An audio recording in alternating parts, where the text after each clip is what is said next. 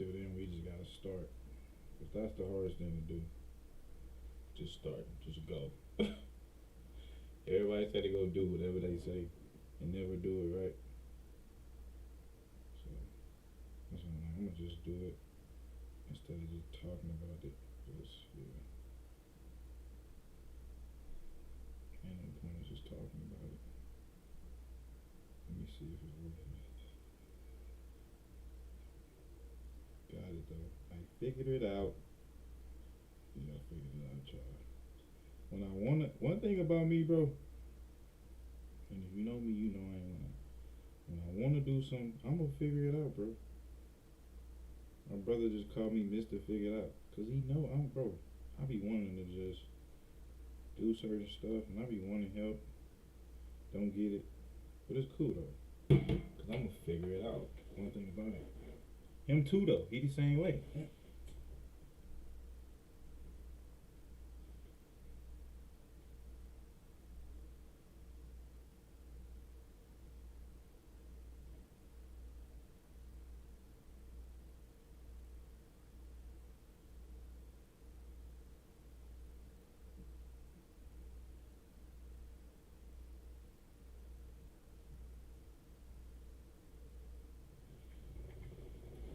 Yeah, no, he the same way though. But yeah, bro.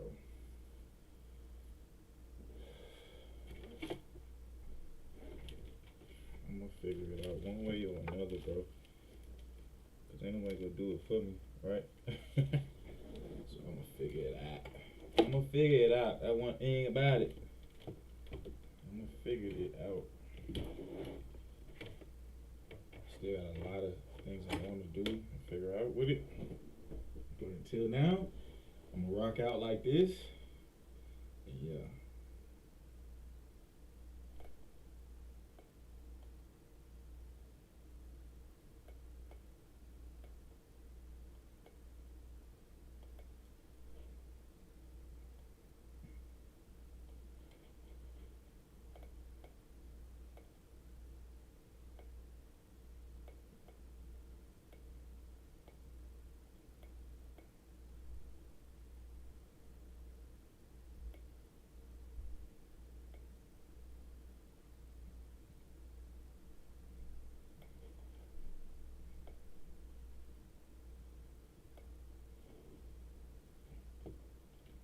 I'm on the live doing it so y'all can see this.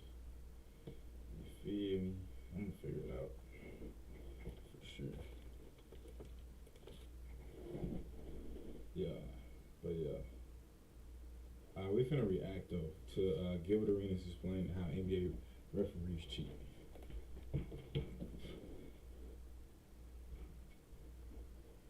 Yeah, what's that one ref that had that altercation that was cheating? Tim Donaghy. Yeah. How many do you think it's another ref that's in the NBA right now that's like him? A club of them. I think it's a club of them. I'm not going to collude on it and having people look into it, but That's a big something. word. I don't even know how to spell collude. I'm not gonna collude on it. It's crazy, but whatever that means, y'all. That big happen in the NBA just like it would in the MLB or in soccer games overseas. Yeah, it doesn't stop.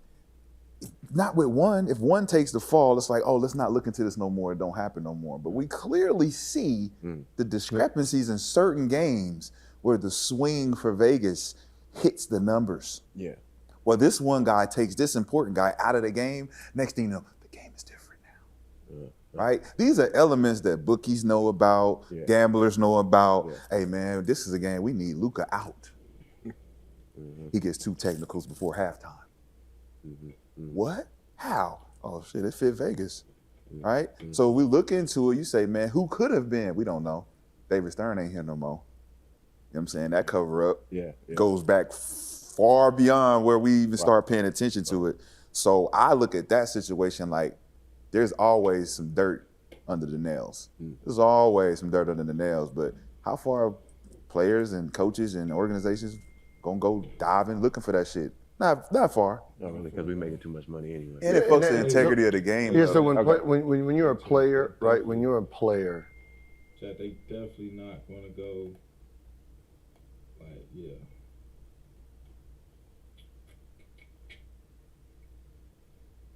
They're definitely not going to dive into it. Well, I don't know. They might dive into it. Nah, they're not going to dive into it. They pay taxes and all that money. They bring in a lot of money. So, I don't know. I thought I'll do that off this one. But yeah, no. The NBA know about it, for sure. You're not going to question that. Impact players, you make too much money for what any bookie can offer you, right? It's a slap in the face. You throw a game, you know. Right. Oh yeah, I give you 200,000. Right. You know what I mean? Yeah. So what you have is the easiest group to manipulate is referees. All you do is just figure out their habits, get inside their habits, then you have them by the balls, right? You want to make a little extra money. You know, if a referee is making 20 grand per, they don't make 20 grand per game, right? But if someone offers them 20 grand for this game and says, all right, over under 212, right? The money's on the over. You would never know he rigged that game because he's going to rig it in the favor of the stars. Wow. Right? So now. I mean, it do make sense, Chad. But I don't know. Let's keep it. You're playing in that game. This is a game you're going to have 40, 50. Because all I have to do is just blow the whistle every time I think you got touched.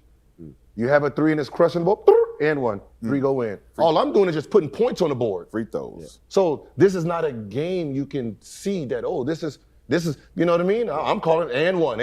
You know, that's when you get all of that. I'm not going to foul you out. I'm not going to foul you out. Yeah. Right? I'm going to call a bunch of fouls on a whole bunch of people that have no importance to this. I want you to score 40. I want you to score 40 because the number rises. Wow. Like if you're a referee and you're talking about point spread, you can see that shit coming from a mile away. So a guy like Lou Dort is the defensive guy that's going to stop one of those offensive guys. We're going to put him in foul trouble so that offensive guy can get off. Yeah, that's when he'll get them quick, easy fouls. Like you can tell when you're trying to, you know, cover the. I guess. I don't know, bro. Like, are the referees really changing the game like that? Or are we just complaining too, though? Maybe we just complain. Maybe we just want the game to go like that, and it's not going the way we think it should go. So we blamed it on the refs. And I'm not biased. Well, I probably am biased. I think I am biased because I play basketball, and I understand it, but I don't know, bro. If they do, that's crazy. That don't take away how a player perform. That's really what I'm trying to say. Spread, because now you're calling, like, if you're the underdog, I'm trying to get the star players in foul trouble so they don't have the rhythm. You know what I mean? It's little things like that. So just for clarity's sake, entry-level refs earn about $250,000 a year, or can make up to that amount. More seasoned guys are in the $500,000 range. So if you say $20,000, that's a month pay. Woo. Now you can see, like, if it was, I don't know if it's leaked or anything, but you know, even with the David Stern and Donaghy thing, right? The biggest mistake the feds made was letting David Stern know there might be other refs that we're looking into. Right? Hey, wait a minute now. We gotta go see that video too, though. Cause why haven't I seen that video before? I didn't even know somebody got caught. Somebody got caught, and they had an interview. I need to finish watching this. I ain't gonna fake it. I want to finish watching this. I might watch it live. I ain't got that much time, boys. But yeah, where I'm finna go? Where was I finna go? Yeah, NBA ref. Eric Lewis, that's his name? No.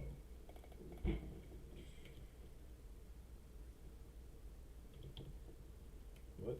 What's a nab, bro?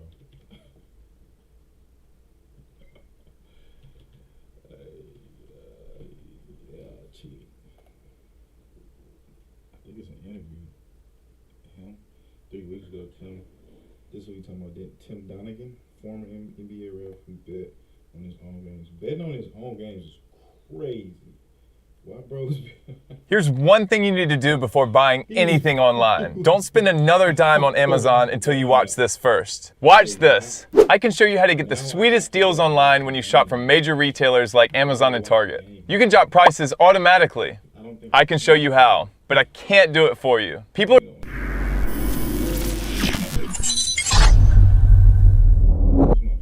All right, here we go. Today we have former NBA referee Tim Donaghy, who was busted in 2007 by the FBI for betting on his own games. Welcome to Vlad TV. Thanks for having me. Okay, it's your first time here, and I've heard about you for years. I saw the 60 Minutes special as well as some of the other interviews, and you wrote a book as well. But I want to get into your whole story. So you were born outside of Philly? Yes, Havertown, Pennsylvania. Okay, and your dad was actually a referee himself. Right, he was a top college referee for probably 25, 30 years. Okay, did that have a lot of influence on you? Were you going to the games with him and watching your dad on the court? Definitely when I was younger, I used to always go to the games with him down at the Palestra in Philadelphia, or even, down to D.C. or Virginia. Would always travel with him on the weekends. Was it always in the plans to be a referee yourself? No, I got out of college and I had a job and I didn't like what I was doing. I had another job, I didn't like what I was doing. And then my mom suggested that I start refereeing and pursue a career as an NBA referee. And I thought, what the heck? There was a lot of people from our area who did it and they were successful. So I put the plan in place and started to officiate and try to contact the NBA and see if they had any type of training program I could get in. Okay, because you graduated from Villanova, and originally you were doing more, was it college level refereeing? Not quite college level, but high school and a league called the CBA, which was the minor leagues of the NBA. Got it. So how do you transition from the minor leagues into the big leagues in the NBA?